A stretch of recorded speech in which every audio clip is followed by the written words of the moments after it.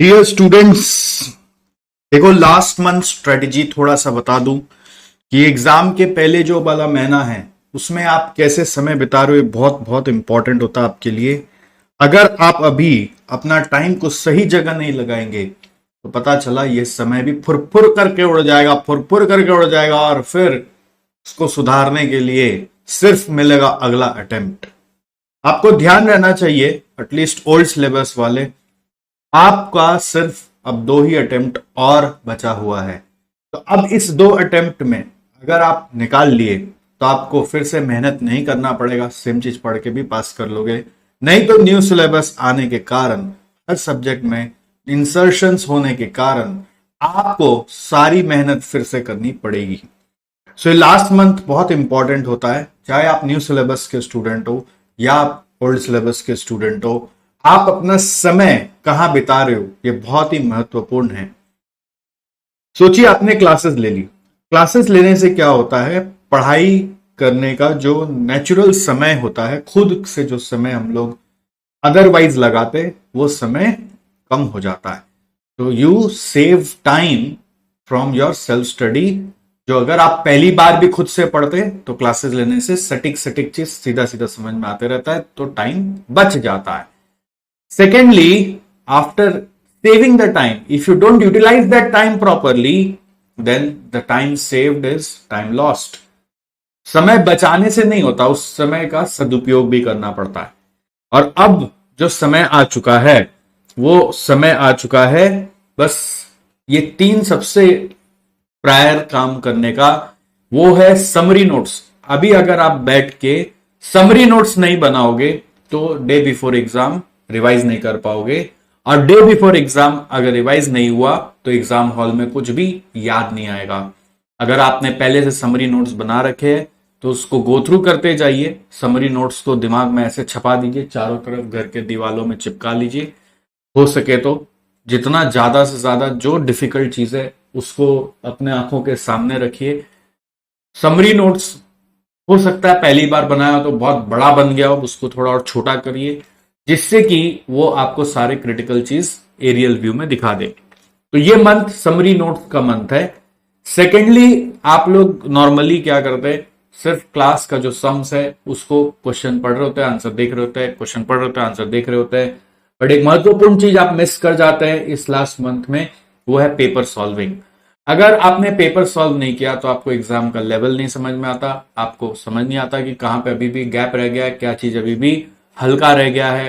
तो अभी भी समय रहते आप उसको सुधार सकते हैं। एक एक सब्जेक्ट के लिए अभी भी इनफ टाइम है कि आप उसको अब सुधार सकते हो। तो पेपर सॉल्विंग पे वक्त दीजिए। न्यू सिलेबस के लिए पास पेपर्स पुराना सिलेबस का उतना ज्यादा वजन ना दे पाए तो भी जो सिमिलर चैप्टर्स आपको पता है न्यू सिलेबस में, ओल्ड सिलेबस का सिमिलर चैप्टर्स है उसका आप देख लीजिए।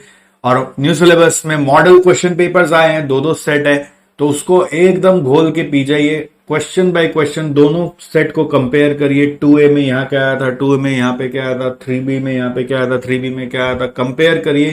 क्योंकि हमारे इंस्टीट्यूट का कई बार चैप्टर पोजीशन फिक्स्ड होता है क्वेश्चन नंबर वाइज, और हर क्वेश्चन को वहां पे सॉल्व करेंगे अपने से, ना कि उसका क्वेश्चन पढ़ा और आंसर देखा, क्वेश्चन पढ़ा आंसर देखा, उसका कोई महत्व नहीं है।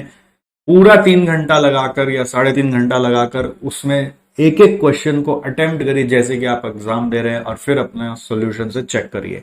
और जो ओल्ड सिलेबस वाले उनको तो कम से कम पास्ट का 6 टर्म का पेपर, पास्ट का 6 टर्म का पेपर अब जाइए उसको सॉल्व करिए। सीएमए इंटर वालों के लिए पास्ट का पेपर्स का एनालिसिस हमने एसजेसी के टेलीग्राम चैनल पर डाला है। थोड़ा सा फाइल्स में जाके टेलीग्राम चैनल में खोज लीजिए, आपको बहुत हेल्प मिलेगा। इसके पहले भी मैं एक वीडियो बनाया था उसको लेकर, how to score 60+ in any subject in CMA inter. उस वीडियो को भी एक बार हो तो देख लीजिएगा। बहुत बार बच्चे क्या करते हैं ना, मैराथन में टाइम बिता रहे होते हैं। मैं ये नहीं बोलता कि वो गलत है, लेकिन आप क्रिटिकल चीज को छोड़ के सिर्फ मैराथन देख रहे हैं तो रॉन्ग है। क्रिटिकल चीज आपके लिए ये है, अगर आप इसको नहीं कर रहे और खाली मैराथन कर रहे या खाली क्लास नोट्स को पलट रहे तो इससे रिटेंशन नहीं होता। रिटेंशन नहीं होता तो एग्जाम में आप कुछ कर नहीं पाओगे। थर्ड नंबर मोस्ट इंपॉर्टेंटली आपके एग्जाम में हर पेपर में एज यू नो एमसीक्यू आता है, और एमसीक्यू आपको एक नेक्स्ट लेवल पे ले जा सकता है। बहुत बार बच्चे एमसीक्यू को बहुत कैजुअली लेते हैं, एमसीक्यू तो कर ही लेंगे। एमसीक्यू मतलब, मेरा मतलब है fill in the blanks, true false सब। आउट ऑफ दिस थ्री, जैसे फाइनल में क्या होता है, एक एक एमसीक्यू ही आता है और वो दो दो मार्क का आता है, विथ रीजन लिखना पड़ता है, तो इसका ध्यान रखिएगा, विथ रीजन लिखना है। और इंटर में fill in the blanks, true false और एमसीक्यू सब आते हैं, बट रीजन नहीं लिखना पड़ता। Fill in the blanks inter में बहुत डिफिकल्ट होता है। फिल इन द ब्लैंक्स में इंस्टीट्यूट कहां से क्या पूछना चाह रहा है, बहुत डिफिकल्ट होते हैं, तो उसको थोड़ा याद करना है। ट्रू फॉल्स और ऑब्जेक्टिव्स जो आते हैं, एमसीक्यू जो आते हैं 4 ऑप्शन वाले, वो तो फिर भी आप थोड़ा सा गेस वर्क कर सकते हो, but fill in the blanks is really dangerous, तो प्लीज उसके ऊपर फोकस करिए। ऑब्जेक्टिव जब आते हैं तो इंस्टीट्यूट मैट के कौन सा लाइन से कौन सा क्वेश्चन से आ जाएगा वो आपको मालूम नहीं है, तो उसको ना डीप में कई बार आप पढ़ नहीं पाते हैं। अगर आप हमारे थ्योरी क्लासेस वगैरह को करेंगे ठीक से, हमारी क्लासेस को ठीक से फॉलो करेंगे, तो भी मैं बोलूंगा 80% आप कर पाओगे। 20% फिर भी ऐसे ऐसे आते हैं जो कॉमन सेंस से करने पड़ते हैं, या जो कभी कभी इंस्टीट्यूट मैट में भी नहीं दिए होते हैं। तो इसलिए आपको उसके लिए थोड़ा सा प्रिपरेशन करना है। एमसीक्यू को कम से कम 3 बार करोगे ना तो दिमाग में छप जाएगा। एटलीस्ट 70-80% जो आपको आता है वो आप एग्जाम में अच्छे से कर पाओगे, बाकी 20% फिर भी गेस वर्क करना पड़ सकता है एग्जाम हॉल में, इस चीज का ध्यान रखिएगा।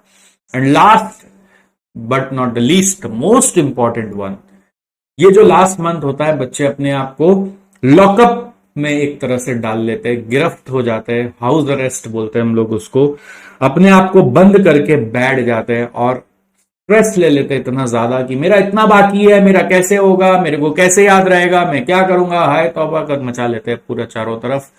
वो क्या अपने घर वालों को भी उठा लेते हैं, मेरे को ये मत बोलो, मेरे को वो मत बोलो, डिस्टर्ब मत करो, वो मत करो। और नहीं तो कई बार कुछ बच्चे गुमसुम से अंदर ही अंदर घुटते रहते हैं। ऐसा बिल्कुल नहीं होना चाहिए। लास्ट मंथ एकदम रिजॉइस का मंथ है। अपने नोट्स को देखो, अपनी कॉपीज को देखो, खुशी मनाओ कि देखो आपके दिमाग में इतना नॉलेज ऑलरेडी चला गया, आप इतना मेहनत करके आए हैं और यहां तक आप ऑलरेडी पहुंच गए हैं। अब जरा सा सफर बाकी है और आपका सपना पूरा होने वाला है।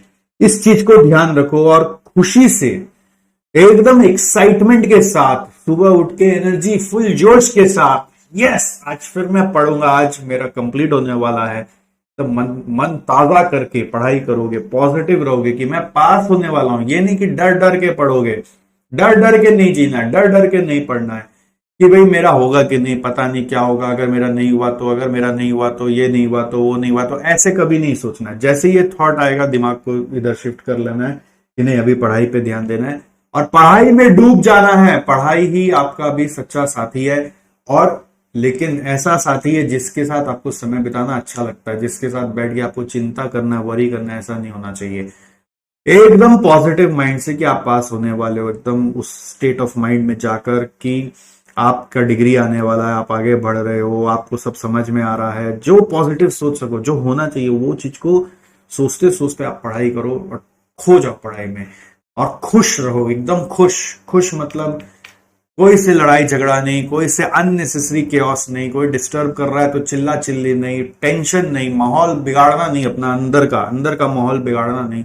जितना आप अंदर का माहौल अच्छा रखोगे उतना दिमाग एक्टिव रहेगा, उतना फास्ट चीज रिकलेक्ट होगा, फास्ट चीज रिटेन होगा, एंड उतना अच्छा नंबर से आप पास हो पाओगे। सो अभी के लिए इतना ही है, और हमारे यूट्यूब चैनल पे काफी सारे मैराथन्स आ रहे हैं और आए हैं, तो आप उनको फॉलो करते रहिए, बट खाली मैराथन में नहीं डूब जाइएगा, इस 3 का जरूर ध्यान रखिए। और बाकी अपने दोस्तों के साथ ये वीडियो शेयर जरूर करिएगा, जिसको भी अभी लास्ट मोमेंट पर इस मोटिवेशन की जरूरत है, इस गाइडेंस की जरूरत होगी, आपको जैसा लगता है।